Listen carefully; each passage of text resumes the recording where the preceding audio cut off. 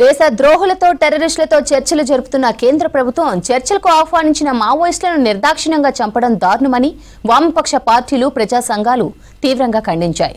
చిత్రహింసలు పెట్టి చంపేసి కనీసం డెడ్ బాడీలను కూడా కుటుంబ సభ్యులకు అప్పగించకుండా దహన సంస్కారాలు నిర్వహించడాన్ని ఖండించారు.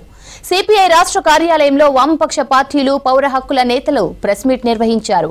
ఆపరేషన్ కగార్ పేరుతో కేంద్రం మావోయిస్టులను చంపడమే లక్ష్యంగా పెట్టుకుందని విమర్శించారు. ఎవరినైనా హత్య చేస్తామని ప్రకటిస్తే ముందుగానే పోలీసులు అరెస్టు చేస్తారని, మరి మావోయిస్టులను చంపేస్తామని చెప్పిన హోంమంత్రి అమిత్ షాను ఎందుకు అరెస్టు చేయడం లేదని ప్రశ్నించారు. ఏ ప్రమాణం ప్రకారం మావోయిస్టుల మృతదేహాలను అప్పగించకుండా దహన సంస్కారాలు చేశారని ప్రశ్నించారు.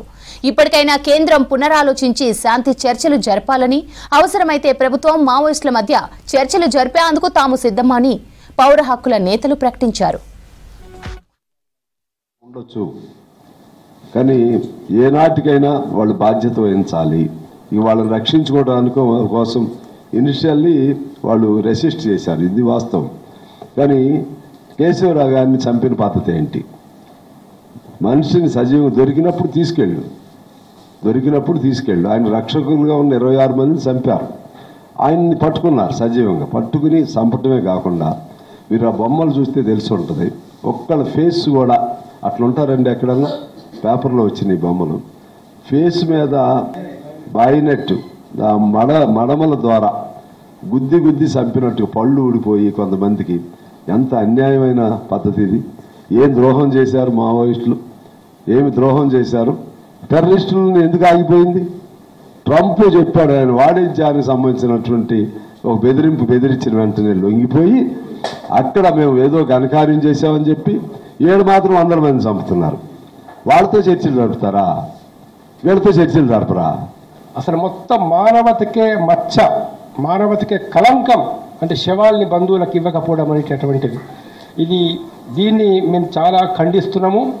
మరి వీళ్ళందరూ కూడా మేము రామభక్తులమని, రామ మందిరం కట్టించామని, రామాయణాన్ని మేము ఫాలో అవుతామని చెప్పేసి చెప్తా ఉంటారే, మరి వీళ్ళ కనీసం రామాయణం తెలుసా?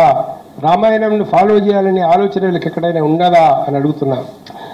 సుప్రీంకోర్టు తీర్పులో చాలా స్పష్టంగా చెప్పారు శవాలను భద్రపరచాలని. తర్వాత ఇంకోటి చెప్పారు రీపోస్ట్ మార్టం చేయించాలని చెప్పేసి బంధువులు కోరినప్పుడు. తర్వాత ఏతుందో బంధువులకు అప్పచెప్పాలా, చాలా ఉన్నాయి సుప్రీంకోర్టు గైడ్లైన్స్. మరి సుప్రీంకోర్టు గైడ్లైన్స్ ఉన్నప్పుడు మీరు ఇంత దుర్మార్గంగా శవాలని ఎందుకు కాల్చారు? ఒక్కటే ఒక కారణం, శవాలని బంధువులకు ఇస్తే ఆ శవాల మీద ఉన్న గాయాలు కనబడితేనే భయమా?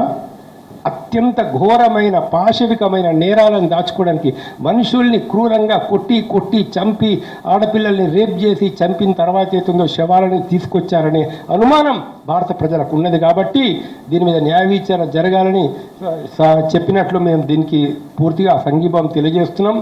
ఎందుకు ఈ పోరాటాలను ఎందుకంటే మీరు అడవిలోకి పోతున్నారు. అడవిలో విపరీతమైన సంపద ఉంది. ఆ సంపదను కొల్లగొట్టాలనుకుంటున్నారు. ఆదివాసులు ప్రతిఘటిస్తున్నారు. ఆదివాసులు ప్రతిఘటిస్తే ఆదివాసులతో చర్చలు జరపచ్చు కదా. ఎందుకు మీరు ప్రతిఘటిస్తున్నారు? ఇది దేశం కొరకు ఒకళ్ళ మీరు ఇది అభివృద్ధి, ప్రజల అభివృద్ధి అని అనుకుంటే, ఈ అభివృద్ధి ప్రజల ప్రయోజనం కొరకే అనుకుంటే చెప్పలేరా మీరు ఆదివాసీలకు కూర్చోబెట్టి? ఇవాళ అయితే ఇంకా మరి దుర్మార్గంగా ఇవాళ శవాలను ఇవ్వకపోవడానికి ఒక దుర్మార్గమైన భావజాలం ఉంది ప్రభుత్వానికి. ఆ భావజాలం ఏంటంటే ఆ అడవిలో ఉన్నటువంటి సంపద కొల్లగొట్టుకోవాలి. కనుక శాంతి చర్చలు జరిపి మౌలికమైనటువంటి సమస్యలు ఏమిటో తెలుసుకొని వాటికి పరిష్కారాల మార్గాలు వెతికేటువంటి క్రమమే అభివృద్ధి. అంతేకాని మా ఇష్టం వచ్చిన అభివృద్ధి చేస్తాం, మా ఇష్టం వచ్చినగా ప్రవర్తిస్తాం, మేము రాజ్యాంగాన్ని ఖాతరు చేయం, ఏ ప్రమాణాలు లేకుండా మేము మనుషులను చంపడమే కాకుండా వాళ్ళ దహనాలు కూడా మేమే చేస్తాం అంటే మీరు అన్ని హద్దులు దాటిపోతున్నారు. వాళ్ళని చంపారు కాబట్టి అని చెప్పి ఈ దేశాన్ని పరిపాలిస్తున్నటువంటి ప్రధానమంత్రి అట్లాగే హోంశాఖ మంత్రి అభినందనలు తెలియజేస్తున్నారు.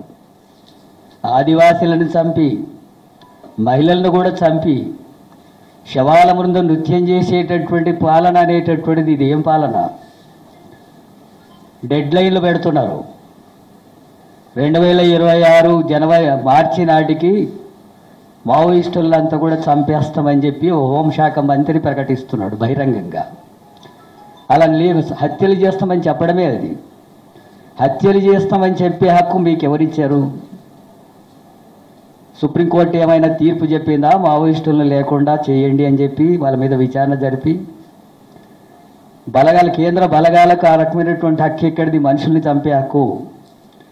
వాళ్ళు చట్టపరంగా చట్ట వ్యతిరేకంగా ఉంటే కోర్టులు శిక్షించాలి కదా, బలగాలు ఎందుకు శిక్షిస్తున్నాయి? మోడీకి హోంశాఖ మంత్రికి నచ్చకపోతే ఎవరినైనా చంపేస్తారా?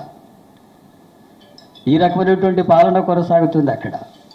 మరి దేశ సంపదని, మరి ఆ ఆదిజాతి, మరి ఆదివాసీల ప్రాంతంలో ఉన్నటువంటి ఖనిజాలని కబలించేటువంటి ఒక దుర్మార్గమైనటువంటి ఆలోచనతోనే ఇవాళ భారత ప్రభుత్వం, కేంద్ర ప్రభుత్వం ప్రయత్నం చేస్తూ ఉంది. ఈ రకంగా ఆటవిక పరిపాలన సాగిస్తున్నటువంటి ప్రభుత్వానికి వ్యతిరేకంగా ఒక పెద్ద ఎత్తున మరి అన్ని రాజకీయ పక్షాలు, ఇవాళ వామపక్షాలంతా కూడా తీవ్రంగా ఖండిస్తూ ఉన్నాయి. మరి ముఖ్యంగా ఇలా ఒక అవకాశం ఉన్నటువంటి రాజ్యం వదులుకొని ఈ రకంగా అఖిల భారత ప్రధాన కార్యదర్శిని చంపడం అనేది దుర్మార్గమైన చర్యగా, మరి శవాలను కూడా అంతర్జాతీయ న్యాయ సూత్రాల విరుద్ధంగా, వాళ్ళు చెప్పేటువంటి భారతీయ హిందూ సంస్కృతి విరుద్ధంగా కూడా పరిపాలన సాగిస్తూ ఇవాళ ఈ శవాలను కూడా ఇవ్వకపోవడం అనేది చాలా దుర్మార్గమైనటువంటి చర్యగా, దీన్ని తీవ్రంగా ఖండిస్తూ ఈ రకమైన పరిపాలన సాగిస్తున్నటువంటి కేంద్ర ప్రభుత్వానికి వ్యతిరేకంగా మరి పెద్ద ఎత్తున రాబోయే కాలంలో అందరం కూడా ఐక్యంగా